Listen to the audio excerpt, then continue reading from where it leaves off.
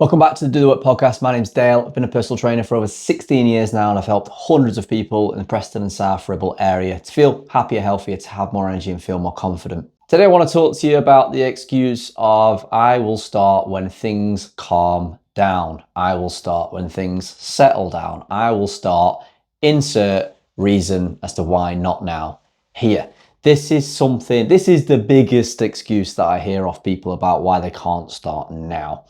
And the thing is, I get it, first of all, I understand, because life is busy and we all experience that in different ways. Lots of people have kids, have busy jobs, all these things. And our minds has taught us to think that we can't fit this in, right? It's not big enough a priority maybe to make room for it. However, if it's something that's on your mind to improve your health and fitness every day, multiple times a day, then that is an alarm clock that something does need to change. And for as long as you say not now and insert reason here as to why not now, nothing's going to change. But that voice in your head is always going to be there. And it eventually becomes exhausting and all-encompassing that all you can think about is why you haven't achieved the thing that you want to achieve, which is probably weight loss, increased fitness, ability to get up and down the stairs without getting out of breath, or even up and down off the floor, which a lot of my clients come to me and they can't even do that. And they go through life tolerating that because they've told themselves, I will do it when life calms down. I will do it when things settle down. And newsflash, it doesn't settle down. It doesn't happen. And even when you think it does, something's coming. Something's coming to throw you off kilt, to throw you off routine, to make life harder. Whether that is a family issue, whether it's a work issue, no matter what it is, something's coming because the universe does that, right? I find it all the time when, you get yourself maybe into a good financial position and you're like, oh, okay, I got a little bit of spare cash. And then this has happened recently, the car doesn't start and it's going to cost me a fortune. Life's just got this way of bringing you back down to level. And so the point of this is, it is not going to get easier. Life will not get less busy, and you need to find a way to fit this into your life now, because if you're going to achieve the results that you say that you want, you're going to need to find a way to make this fit into your life. And that doesn't mean that it has to be all or nothing, as I've said countless times before. It doesn't mean you need to train 5 days a week, do 100,000 steps a week, and stick to your calories every day, only having salads and chicken and whatever. That's not what we're saying here. But for as long as you hold on to the belief that now is not the right time, it will never be the right time. And everyone who has started with me and everyone that's worked with me before has always wished that they just started sooner. Because the only difference as well between them and you is that they've started. And that's it. And they told that annoying voice in their head that no, they weren't going to wait until next week, next month, next year, whatever it might be. I've had a few people recently say, "I'll contact me after Easter because I've got loads of things going on and family and this, that and the other." And again, I get it. But there's going to be something else coming up. There's going to be someone's birthday. There's going to be another social event that then comes to front and center and makes you think, oh, not now, after this. And it's just always going to be there. So this mentality that we have to wait for things to align and be perfect is just something that helps us justify not doing the work now. And so I want to encourage you to challenge yourself, challenge that voice that just because things aren't perfect isn't a reason not to start. And that's exactly what is holding you back from making progress. Again, we shouldn't expect to only do things when things have to be perfect. We need to accept that this has to fit in our life. And part of health and fitness and part of our goal is finding a way to calibrate and balance these extra things that we're going to be doing, be that exercise in the gym, exercise by going outside and walking more, all of that. How do we fit in our life? How do we make some compromises? How do we get other people involved in terms of family and friends or what have you to try and help and support us through that process as well? And it always comes from just accepting that, yeah, we need a little bit of help, but we can't keep waiting for things to be perfect because things never settle down. There's always something that comes along to remind you that life throws curveballs at you. And so this mindset, as I say, where it's like, okay, contact me next month. Most of the time, the person that says that still comes up with another reason as to why they can't do it now. And the sad thing is, if they'd have just started and even made the tiniest bit of progress in that time, they'd have been further ahead of where they are now. And instead, they're further behind because they've actually gone backwards, because they've continued with the habits that aren't serving them. And so that's made them further away from their goal. And actually, they could have been in progress. They could have made progress on that goal, and they're further away because they came up with this reason that not now. My clients that come have challenges. Sometimes they can't make the gym because they have to work late, because they have to sort something out with the kids. But that's not a reason to stop. That's not a reason to not come. And what they accept now is that that is just part of life. They sometimes feel like they need to beat themselves up a little bit for it, which they don't need to do. However, they see and accept that life is just busy. Life is hard. It always will be, but it's going to be a darn sight harder if you don't have your health and your fitness and your ability to simply walk up and down the stairs, or to get up and down off the floor, or to run around after your kids or grandkids in some cases, or whatever it might be, to be able to do that. If you can't do that and you're here coming up with the excuse of I can't fit it in, well, you're going to pay the price for the excuse of I can't fit it in now by not being able to do those things. And the only thing that will happen is that you'll have regret that you didn't speak back, or you didn't say to that voice in your head that actually, listen, I'm going to start anyway. I don't care that it's busy.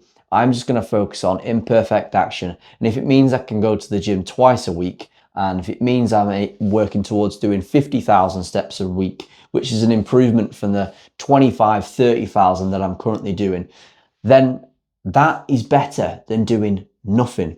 But this idea that you have to cling on to this utopian view that things are just going to perfectly align for you to start is not going to happen. So I encourage you, just start.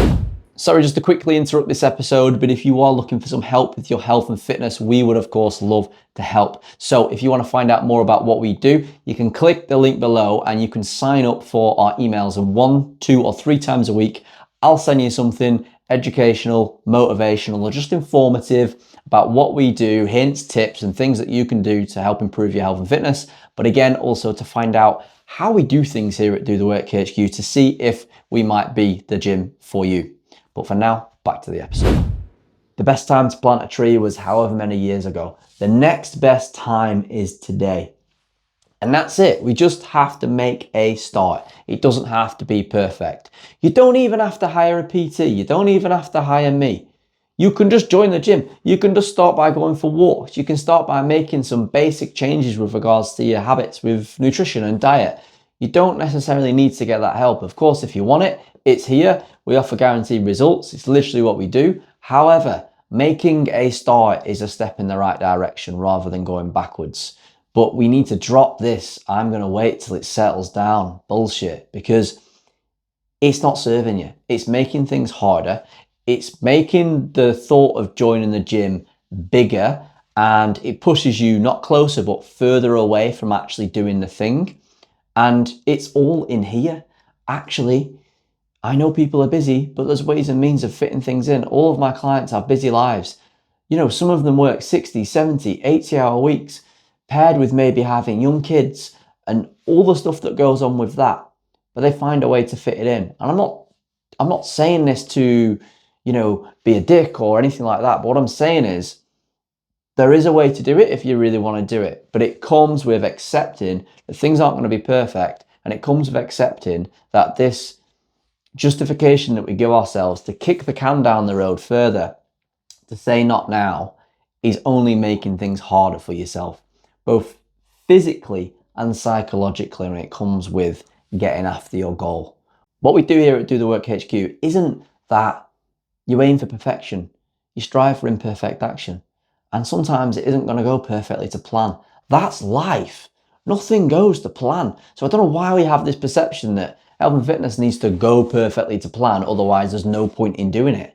Because it's just not going to go to plan. And the second that you feel like it's going to plan, as I say, something will come up that throws you off kill. An example, I got an injury mid-January, so about 3 months ago, and I haven't really been able to do any push movements like chest pressing and shoulder pressing and stuff like that for 3 months. So it would have been easy for me to say, what's the point? There's no point in training. But instead, I've just trained around it. I've trained a lot of legs. I've done a lot of pulling stuff. I wouldn't say I've done any more cardio than normal, but I've had to work around that injury and I've had to be patient. And it would be easy to get frustrated and think, what's the point? Might as well not bother. But instead, in that time, I've lost 4 kilos. I'm fitter than I was. I'm stronger in the other movements. And now I'm at the point where I'm able to bring back in some of those movements and I feel really good about it. But if I would have just said, oh, well, things aren't perfect right now, so what's the point? There's no point in training. Then I would have moved backwards.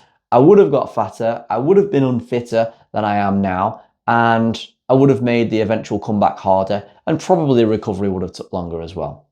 So we need to drop this bullshit of not now, and we just need to take the bull by the horns and make a start, even if that means making the tiniest step in the right direction. Because as I said, if you can make 1 step forward, 2 steps forward, that's better than nothing, or that's better than going backwards and still being able to balance all the things you have going on in your life. And the thing is, you need to train yourself on how to do this stuff when life is hard. Because if you only do it when life is easy, the second life gets hard, you'll stop doing it and you'll bring yourself back to where you were before, which is obviously not where you want to be. So actually, I believe that starting when things aren't perfect or starting when things are a little bit hard is actually good for you, because you learn to see how to make it work when things are tough. And what I like to do with clients is set like a minimum expectation. So, okay, what does a bad week look like? And a bad week might be 2 workouts as a minimum. A good week might be 4. So anything that falls in 2 to 4 is good, rather than thinking anything that's less than 4 is shit and there's no point in doing it. And the same with steps, like what does a good and bad day look like? So if you have a daily step count target and it's 8,000, and it's like, well, some days it's just going to be impossible. The weather's rubbish, or, I'm working all day at my desk, or whatever it might be. What is the absolute bare minimum that you're willing to do? Well, the bare minimum that I'm willing to do is go for a 20-minute walk outside every day. Well, the bare minimum that I'm willing to do is to get to 4,000 or 5,000 steps per day. And then you make that happen. And that's better than just feeling like you failed because you can't do 8,000. And I can't help but think people just think they should be able to walk into health and fitness in a time where they can somehow go to the gym 4 or 5 days a week, be perfect with the food and perfect with the steps, and that's the only way to do it. But it isn't. It's imperfect action. And that's what literally every single one of my clients is doing. Any PT that showcases the perfect life and that's how it has to be is talking shit. And I wouldn't recommend that you consider working with someone like that, because if you're someone who struggles and is busy and doesn't love fitness, you need to find a way to make it fit around the stuff that you like as well. So please, please, please stop waiting. Just start. Make a start, as imperfect as it might be. Whether that's reaching out to me and asking for help, or reaching out to someone, obviously a coach, whoever is near to you if you're not local to the Preston and South Ribble area. Ask for help. But worst case, just start yourself and start simple. Start straightforward. Go for a walk. Join the gym. Do some cardio. Just do something. Because I'm telling you now, the bullshit excuse that you're telling yourself that you'll do things when it settles down is exactly that. It's bullshit. It's just to kick the can down the road. And if you really want to solve the problem that you say you want to solve, you just need to get started. And I know that sounds super simple and oversimplified, but the thing is, with most people in fitness, they try and overcomplicate stuff. And that's other PTs, that's people, trying to lose some weight, trying to get fitter. There's all these crazy methods out there now, when the reality is we've got to do the basics first. We've got to build the foundations of the house, and the basics win. So just get started, even if it's imperfect. Just make some strides forward, and some progress is better than nothing. And please just stop saying, I'll start next week when things settle down, because I promise you, it's not settling down. Just get started. Just do the work.